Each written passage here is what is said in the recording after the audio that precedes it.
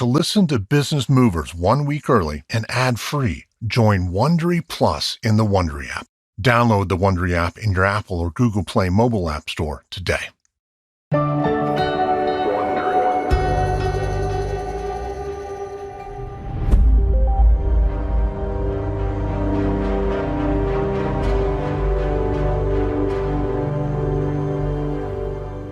It's 1979 in Atlanta, Georgia, 6 years before the launch of New Coke.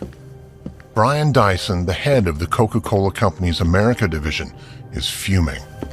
He paces back and forth in his office, frustrated with one of his newest employees, Sergio Zyman, a sharply dressed Mexican-born marketing whiz who sits with his legs crossed aloof as his boss gives him an earful. "Sergio, this is unacceptable behavior." "What have I done this time?" "Don't play games with me. Were you drinking a Diet Pepsi in the hallway?" Sergio smirks. "I'm not smiling, Sergio." "Well, first of all, I was drinking a Pepsi Light. It's not a mortal sin to try a Pepsi." "We don't drink Pepsi in this building. We're not even supposed to say the name. The boss doesn't like it." "The boss is a dinosaur, and you should say the name. Pepsi's destroying you in U.S. market share. That is why I'm here, right?" "Yes, but could you at least try to blend in?"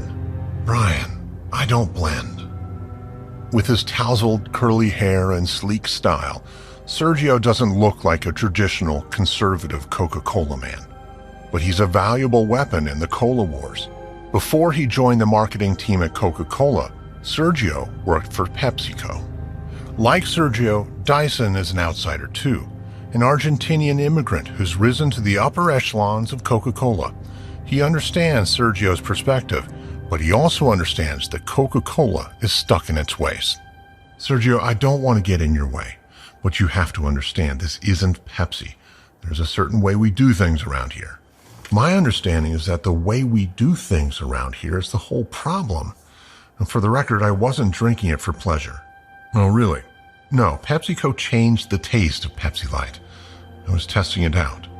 "Well, and? That's good. But you already know Pepsi's killing us in the diet market." "Well, I don't know if I agree taste is the reason why." "Oh, you're right, it's not the taste."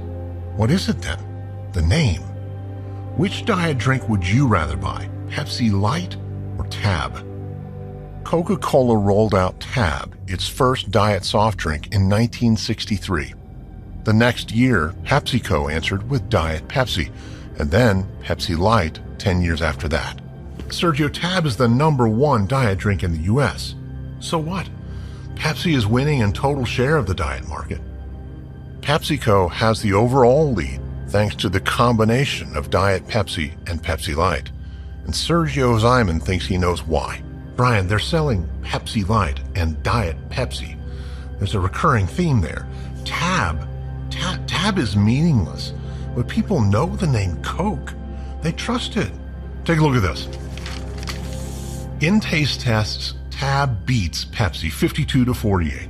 But when we put Tab in a can labeled Diet Coke, the number jumps 12 points. The higher-ups are worried that if we roll out a Diet Coke, it'll eat into Tab's market share and leave an opening for Diet Pepsi to take the top spot. Well, that's ridiculous. I don't disagree, but the higher-ups want the name Coke to represent one product and one product only. Higher-ups. You mean J.P. Austin? Yes, Austin's in the past. He's still the chairman. Well, not for long. Well, till something changes at the top of the tower, there's nothing I can do. Yes, there is. You tell Austin that if we don't make a change, and soon, Diet Pepsi will take the top spot. And Tab will be about as valuable as a ticket on the Titanic.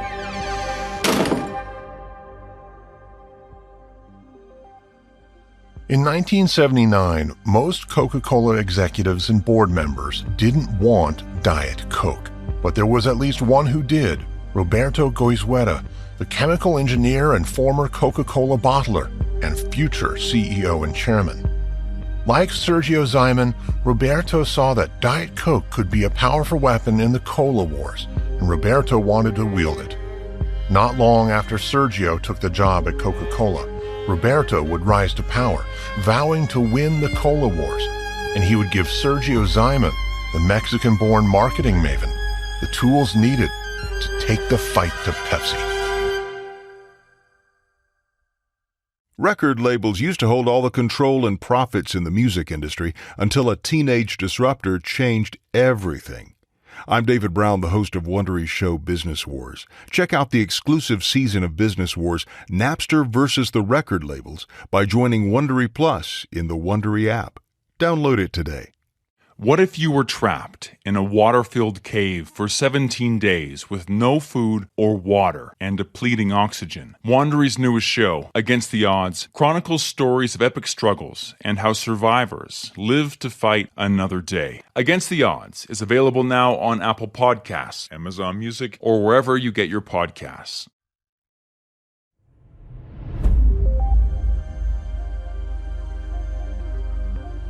From Wondery, I'm Lindsey Graham, and this is Business Movers.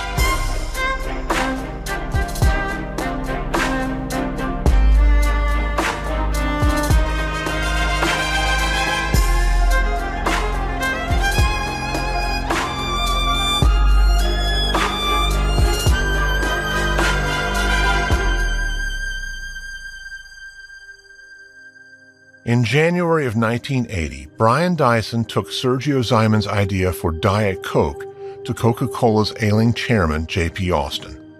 At the end of the meeting, Dyson was shocked when Austin gave Diet Coke the green light.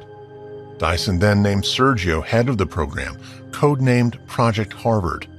But 2 months later, Sergio was devastated when Austin killed the project without explanation. Austin's sudden reversal was perhaps a result of his ongoing battle with Alzheimer's disease, one of the clear reasons that Austin's days as chairman were numbered. Then, just months later, in early June of 1980, on the heels of Roberto's promotion, Sergio typed a manifesto to his boss Brian Dyson. Sergio's thesis was simple.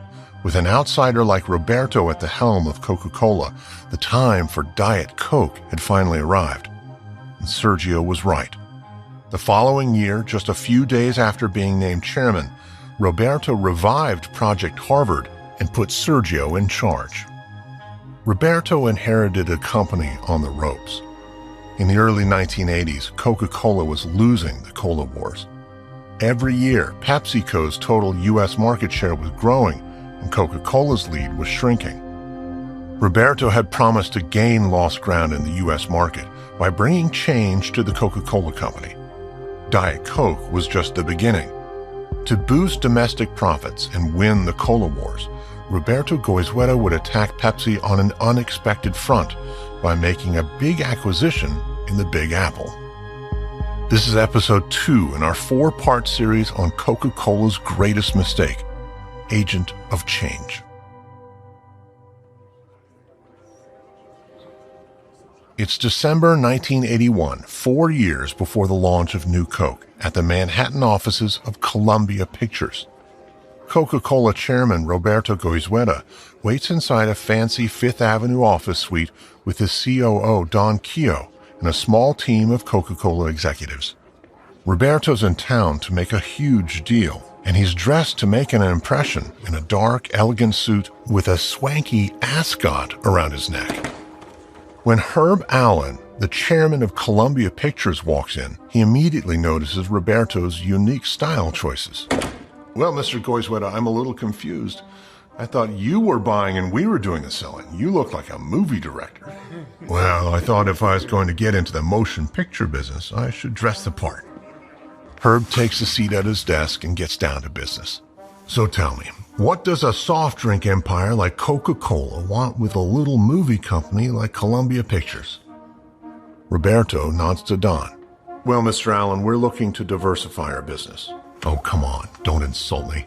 Give me the real answer.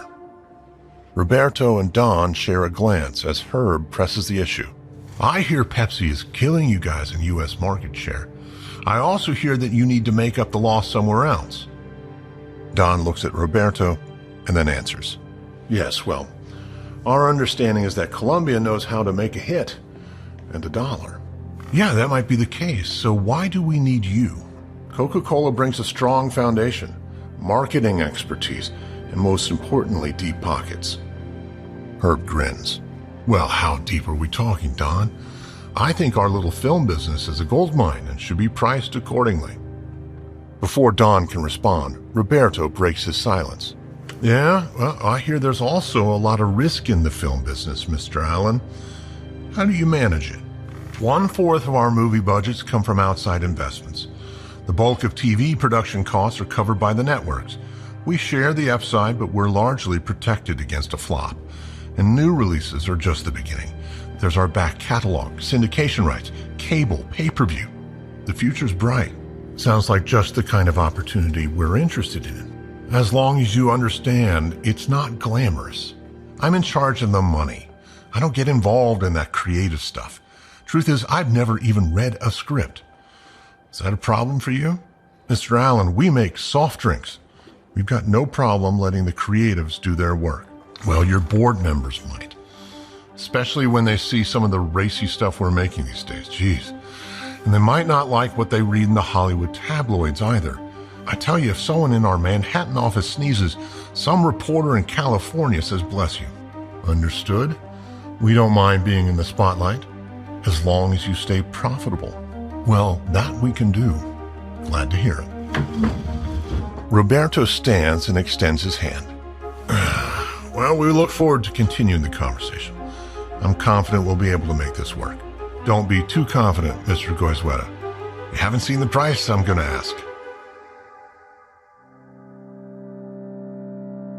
Roberto flew back to Atlanta without a deal. Soon he discovered that Herb Allen wasn't joking when he told one executive that his asking price would knock Coca-Cola's eyes out. By the end of 1981, Columbia was trading at around $40 a share. Allen asked for more than twice that, $85 per share, putting the value of Columbia at nearly $1 billion. But Roberto was determined to win the cola wars by boosting domestic earnings. His strategy was to diversify his business and leverage Coca-Cola's deep pockets and marketing expertise. Roberto wanted entertainment to be the company's third leg, along with food and beverage.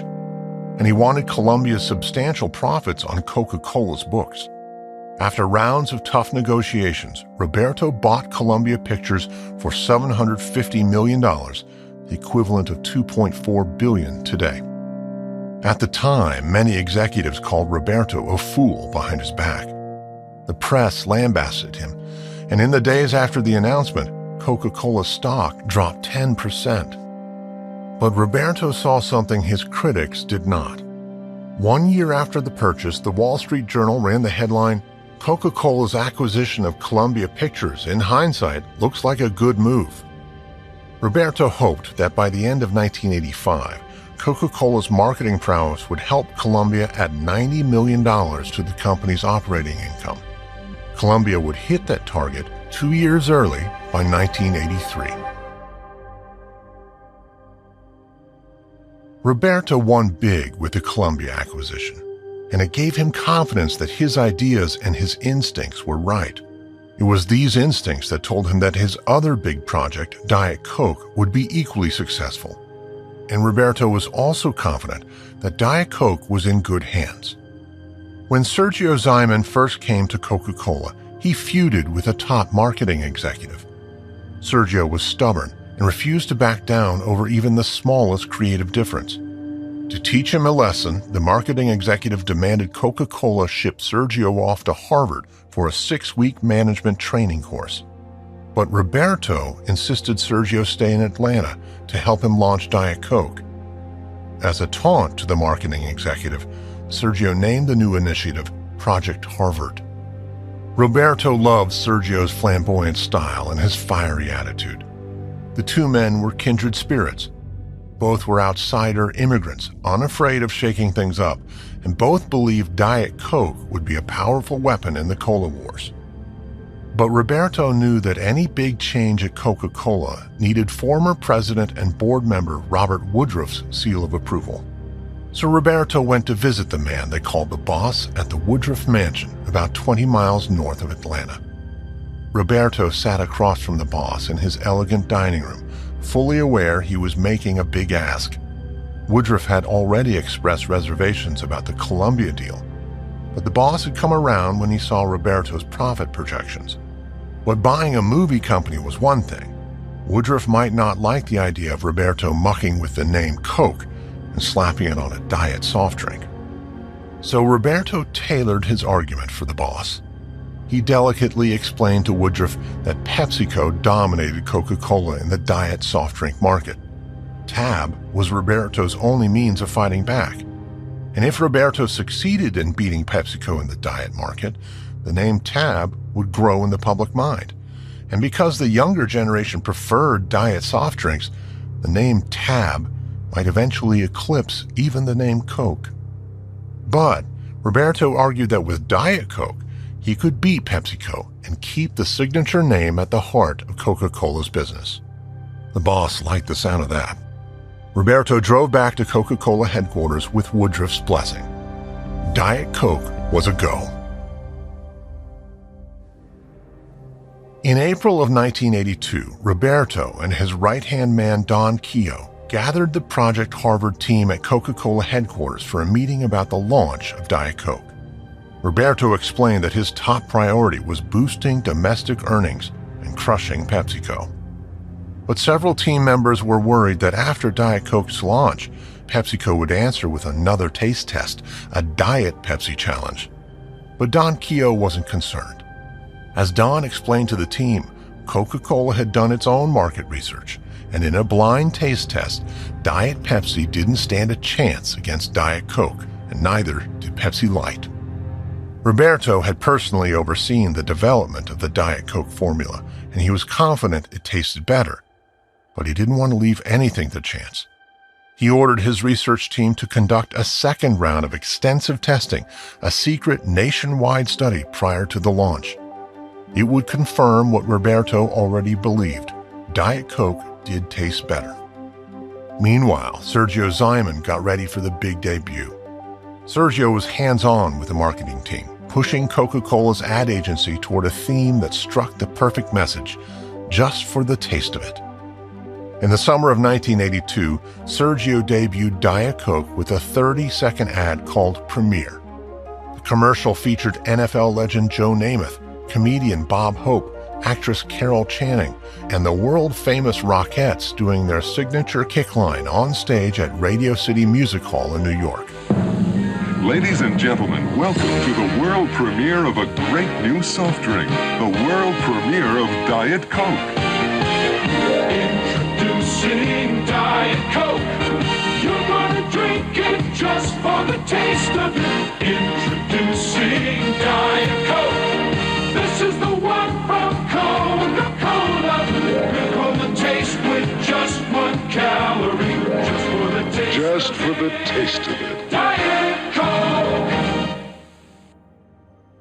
Sergio's premiere ad cost a staggering $1.5 million to produce, making it one of the most expensive ads in the company's history. But the investment would be worth it. By the end of 1983, Diet Coke would be the #1 diet soft drink. By the end of '84, it would be the #3 soft drink overall, eclipsing all of the brands, diet or regular, except Coke and Pepsi. On the heels of 2 major victories, Columbia Pictures and Diet Coke, Roberto Goizueta was feeling invincible. But there was one thing gnawing at him. Pepsi was still gaining ground in U.S. market share. In the early 1970s, 18% of soft drink users drank Coke exclusively. 4% drank only Pepsi. But by 1982, 7 years after the launch of the Pepsi Challenge, Coke's numbers had fallen to 12%, while Pepsi's had grown to 11%. To anyone paying attention, it was clear Pepsi was on the path to victory. To fight back, Roberto needed a new weapon. He needed a silver bullet. Diet Coke alone wouldn't do the job. Roberto had tried everything to stop PepsiCo. He poured money into domestic operations, outspending Pepsi by as much as $100 million annually. And yet, every quarter, Pepsi was closing the gap. Many Coca-Cola executives were perplexed, but Roberto believed he knew the reason why. As one Coca-Cola insider explained it, if we have twice as many vending machines, more shelf space, spend more on advertising, and are competitively priced, why are we still losing share? You look at the Pepsi challenge and you have to begin asking about taste. By the summer of 1982, Roberto was convinced that taste was indeed the root of the problem, and his victory with Diet Coke only confirmed it. So Roberto set a secret plan in motion that would change the trajectory of his career. He would oversee the largest, most expensive research project in the company's history. The results would shake the foundation of Coca-Cola and make taste the final front in the Cola Wars. Business Movers is sponsored by Candid. If you're unhappy with your smile, you don't have to be. Thousands of people have turned to Candid for clear, comfortable, removable, and practically invisible aligners to help straighten teeth. One of them was Justin from Atlanta. He had a gap in the front of his teeth and began noticing that people would always look at his mouth first. He found his fix with Candid and says, "You can't stop me from smiling now. There's no comparison." Candid can help you love your smile too. Your treatment is prescribed and closely monitored remotely by a licensed orthodontist and only orthodontists, just like in-office treatment, but from the comfort of your own home. The average Candid treatment is just 6 months. You'll see results before then, and it costs thousands less than traditional braces. Become your best you. Start straightening your teeth today. Right now you can save $75 on Candid Starter Kit. Go to candidco.com/movers and use code MOVERS. That's candidco.com/movers, code MOVERS. Take advantage of this limited time offer to save $75 on your starter kit. candidco.com/movers, code MOVERS. Business Movers is sponsored by Keeps. If you've ever had a leaky faucet or broken pipe, you know you need to fix it fast. A leak is like a fire. It will only get worse. The same is true for hair loss. Once you notice it, it's already past time to start addressing it. If you're one of the 2/3 of men who lose their hair by age 35, do something about it now with Keeps. With Keeps, you can visit a doctor online and get hair loss medication delivered every 3 months. No pharmacies or doctor's offices, just low-cost, generic versions of the only 2 FDA-approved hair loss products available, starting at just $10 a month, delivered straight to your door in discreet packaging. Keeps treatments typically take 4 to 6 months to see results, so it's important to act fast. Find out why Keeps has more 5-star ratings than their competitors and join the more than 100,000 men who trust Keeps. If you're ready to take action and prevent hair loss, go to keeps.com/movers to receive your first month of treatment free. That's KEEPS.com/movers.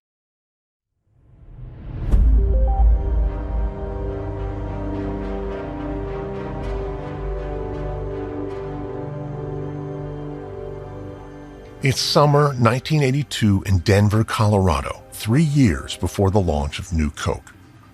2 marketing executives stand in a small room looking through a one-way mirror. John Bergen of McCann Erickson, Coca-Cola's advertising agency, and Sergio Zyman, Vice President of Marketing for Coca-Cola USA.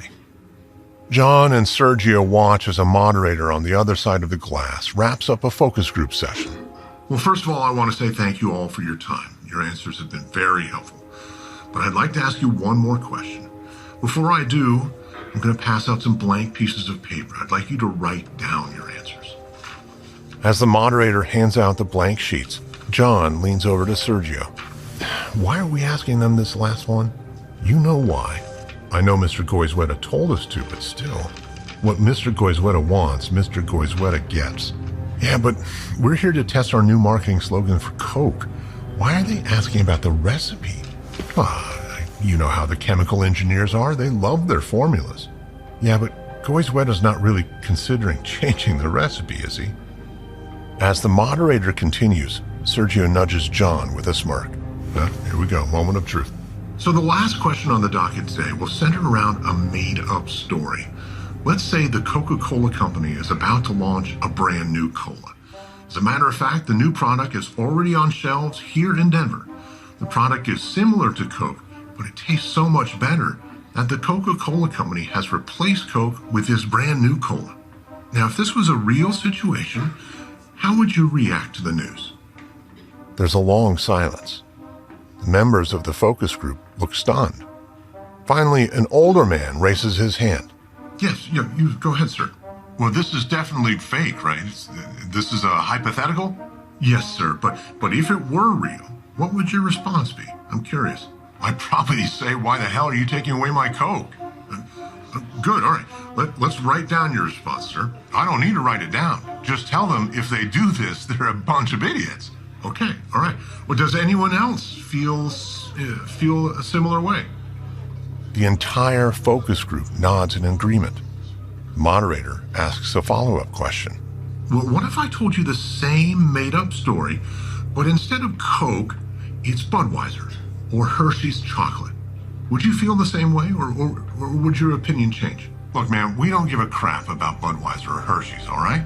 Just don't screw around with our Coke.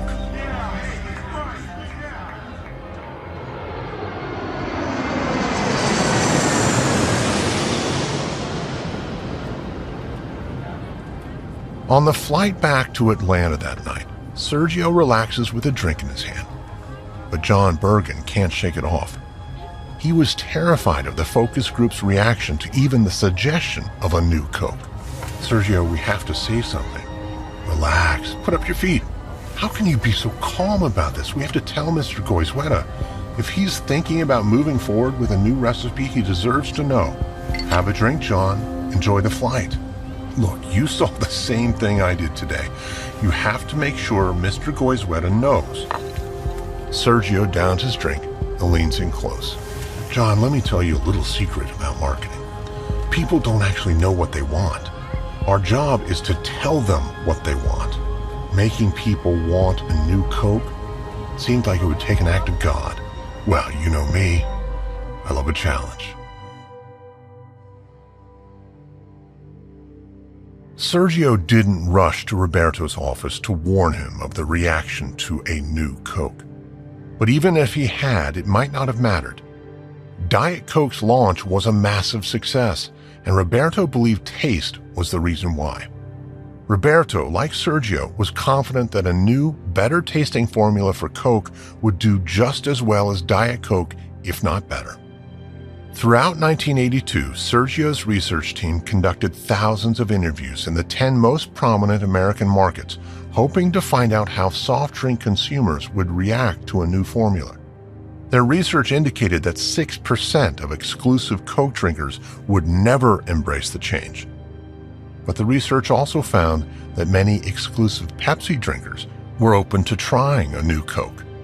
This data gave Sergio hope. If enough Pepsi drinkers switched to the new formula, Coca-Cola could stop PepsiCo's climb to the top. Eventually, the data would show that people reacted more favorably to the idea of a change in the formula when it was labeled new. And so the idea of new Coke was born.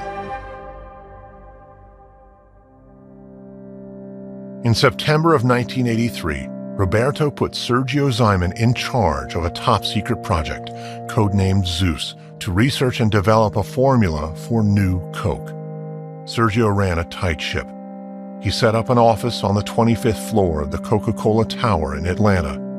Only his team members were allowed inside.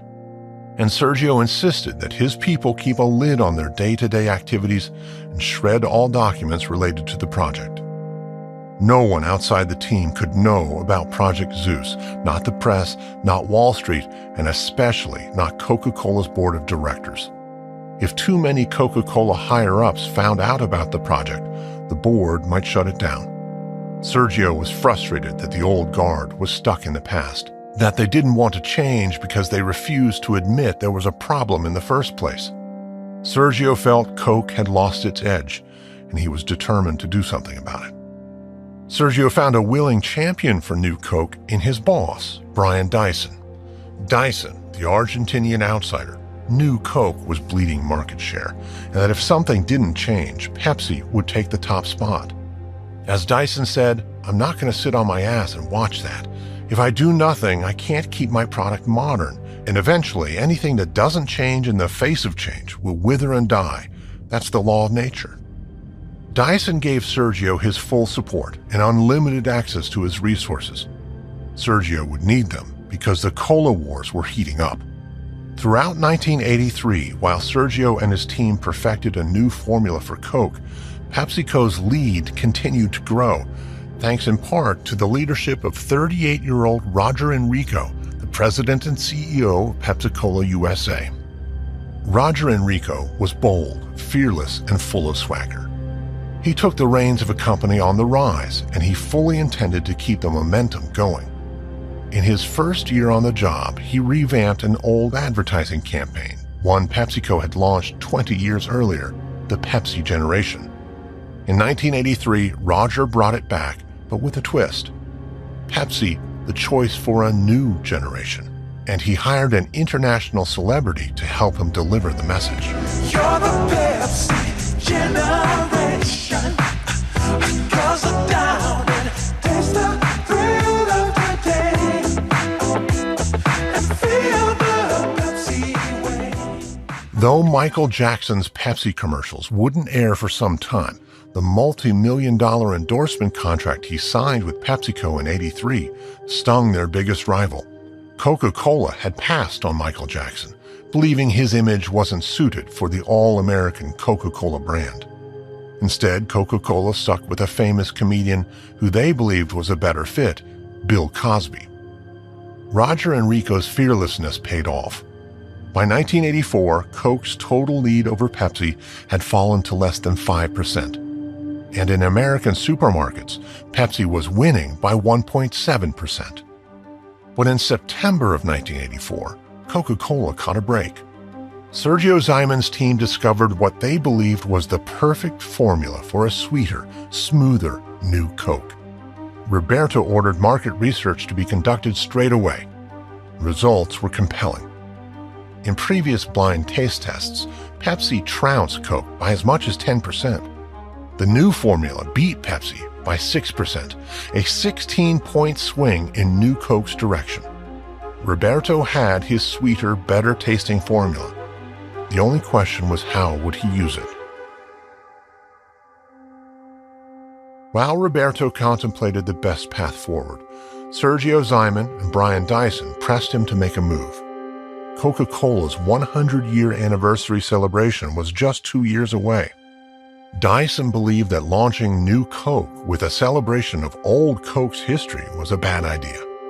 If Roberto was planning to launch, Dyson felt he needed to do it fast or wait until after the centennial. But Roberto wasn't ready to wield his new weapon. Not yet.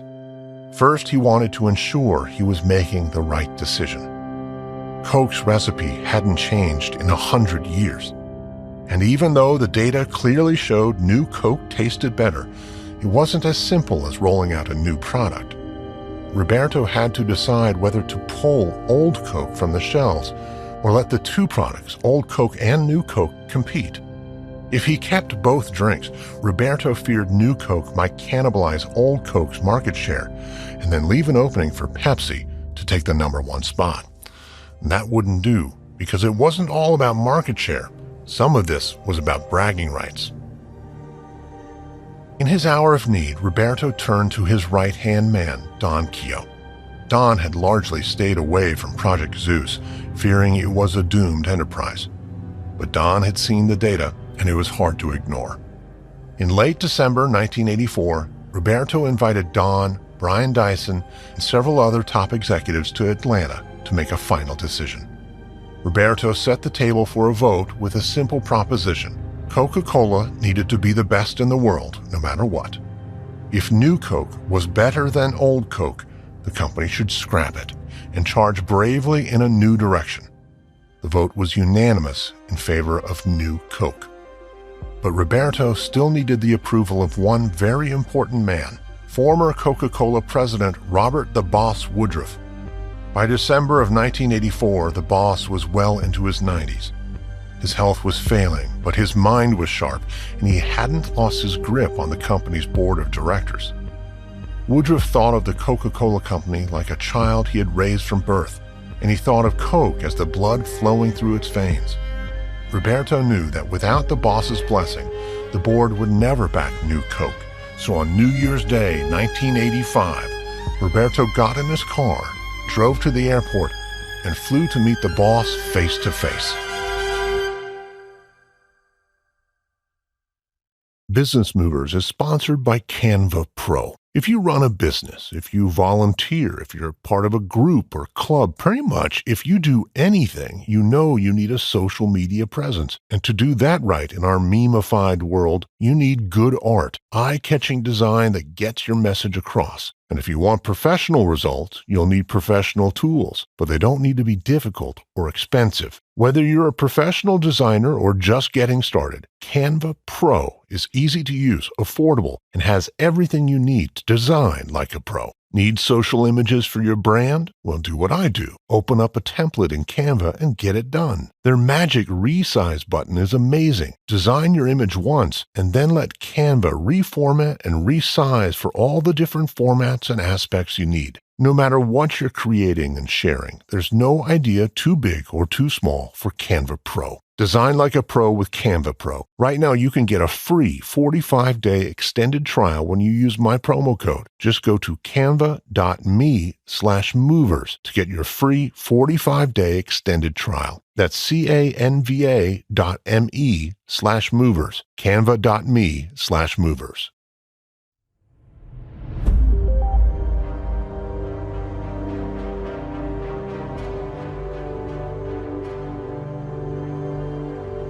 It's January 1st, 1985, less than a year before the launch of New Coke. At the Itchaway Plantation, Robert Woodruff's 47,000-acre property in Georgia.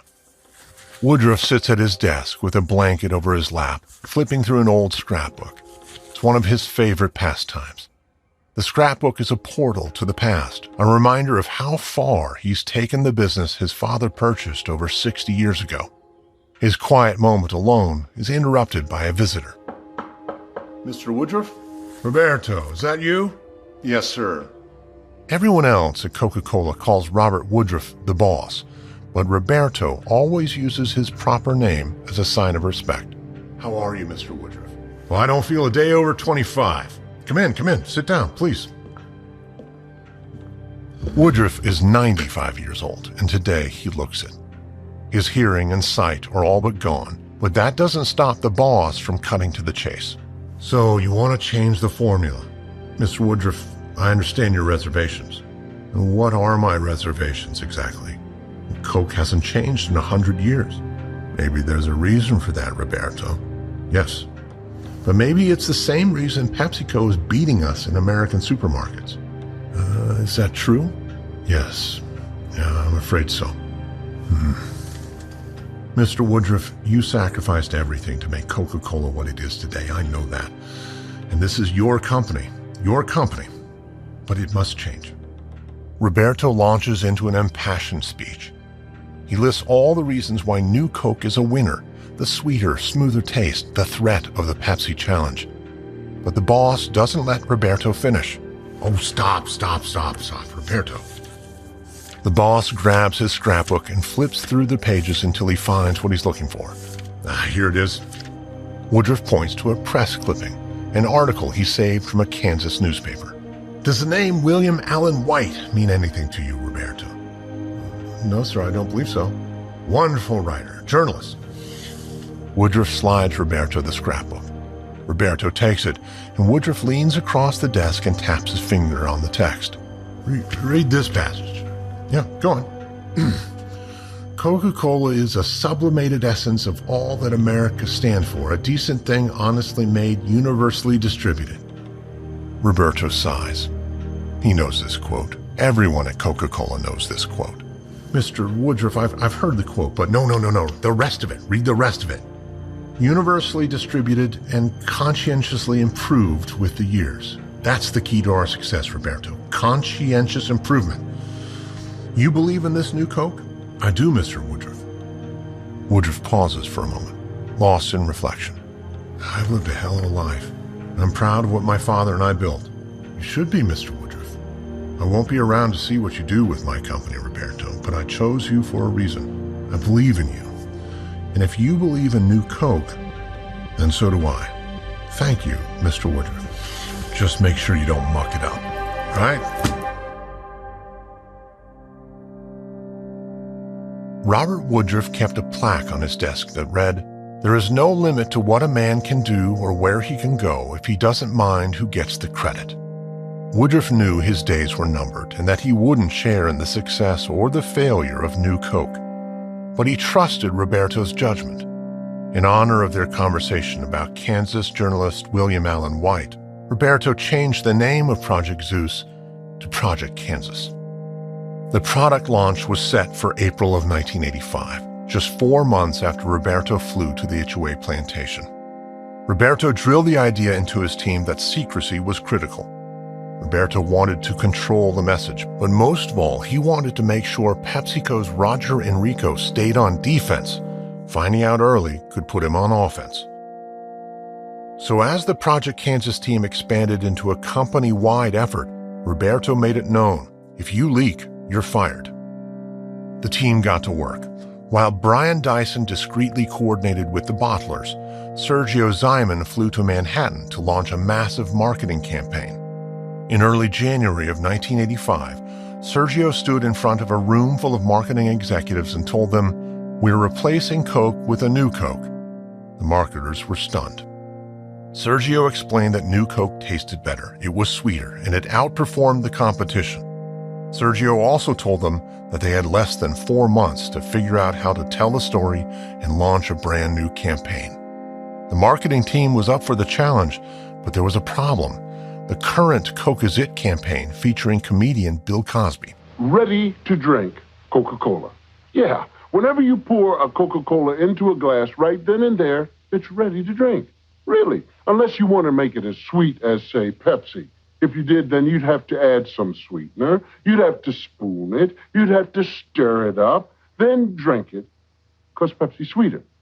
See, that's the beauty of Coke. The only thing you have to do to make a perfect Coca-Cola is pour it. Maybe add some ice. Ready to drink Coca-Cola now. Coke is it. Sergio wasn't blind to the mixed message. The Coke Is It campaign was Sergio's invention. But Sergio wasn't asking them if it was a good idea to suddenly promote a sweeter Coke after demeaning Pepsi as being too sugary. Instead, he was giving them marching orders. Figure it out and figure it out fast. But even as Project Kansas charged ahead, Roberto wrestled with the choice he was making. In January of 1985, Roberto called a trusted advisor into his office and asked him a blunt question. "What is my Achilles heel?" Roberto's advisor didn't blink when he replied, "Your research. There's just no way to know whether the public will really accept this." So Roberto set out to make sure his data was accurate with more data. He ordered his team to hold secret focus groups across the country to pit New Coke against Old Coke and Pepsi. And in every single group, New Coke dominated Pepsi. Old Coke finished last. Just to be safe, Roberto hired a second firm to verify the results. In the follow-up study, participants chose New Coke 53% of the time to Pepsi 47%. In 1985, that 6-point difference was worth roughly $750 million. Roberto was ready to move forward and never look back again. As the Project Kansas team raced towards the April launch, they continued to tweak and improve the formula.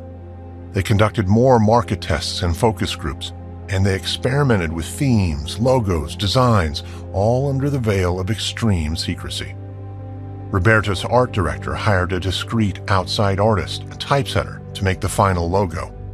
The art director and the typesetter would exchange proofs late at night in an empty bank parking lot over 20 miles from the Coca-Cola Tower.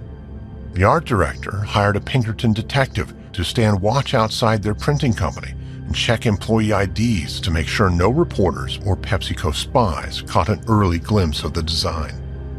Roberto needed the element of surprise.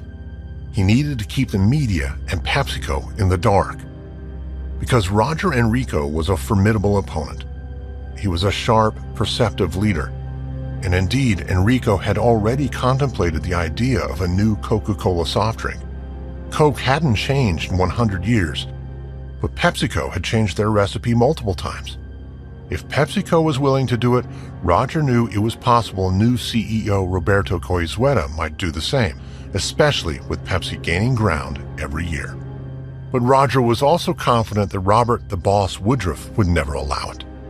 He had no way of knowing the boss had already signed off. But Roger's mind started turning again to a new formula for Coke on March 8, 1985, when Roger opened his copy of the New York Times and read, "Robert W. Woodruff, a college dropout who became the driving force behind the growth of the Coca-Cola Company, died today in Emory University Hospital." Roger would later write that as he set the newspaper down, "I had a strong premonition that Roberto would now feel free to make some changes in the mother lode, the Coca-Cola brand itself." Soon, Roger's suspicions would be confirmed when word of new Coke found its way to PepsiCo headquarters in Purchase, New York. The element of surprise was gone, and Roberto had no idea. Roger seized the moment.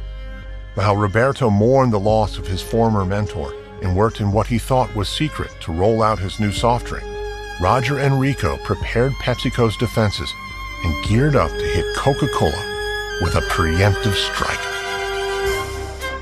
On the next episode of Business Movers, as Roberto and the Project Kansas team work in secret to announce new Coke, Pepsi-Cola USA President Roger Enrico prepares to launch a counterattack in the press, one that he hopes will put an end to the Cola Wars once and for all.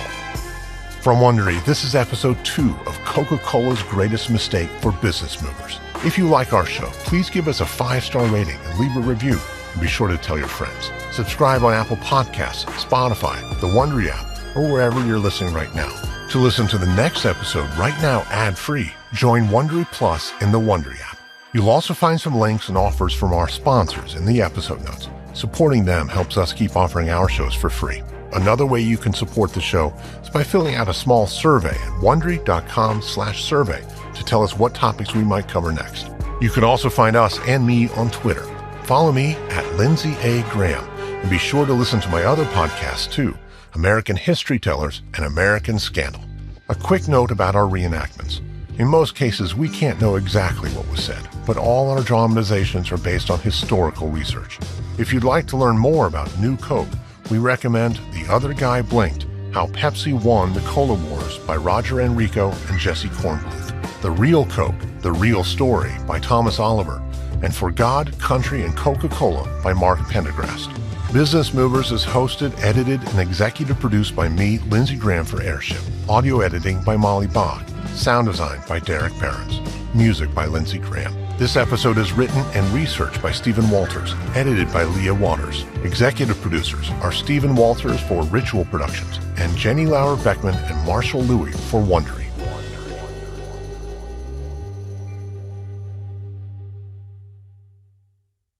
In July 2018, 12 youth soccer players and their coach found themselves trapped 6 miles deep in a cave with no food or water and depleting oxygen. The rock-formed maze became almost completely submerged as the water rose to levels nearly impossible for survival. There was no light and no way to communicate with the outside world. Their only chance of making out alive was in the hands of world-class cave diver Rick Stanton. With the whole world watching, Rick and his dive partner John were immediately faced with the challenge of their lifetime. Find the boys and get them out safely. The first season of Wondery's new original series, Against the Odds, takes you into the incredible events of when an adventurous group of teens found themselves fighting to save their lives, and the brave heroes that gave them their only chance at survival. Against the Odds is available now on Apple Podcasts, Amazon Music, or wherever you get your podcasts. With Against the Odds, feel the adrenaline. Wondery, feel the story.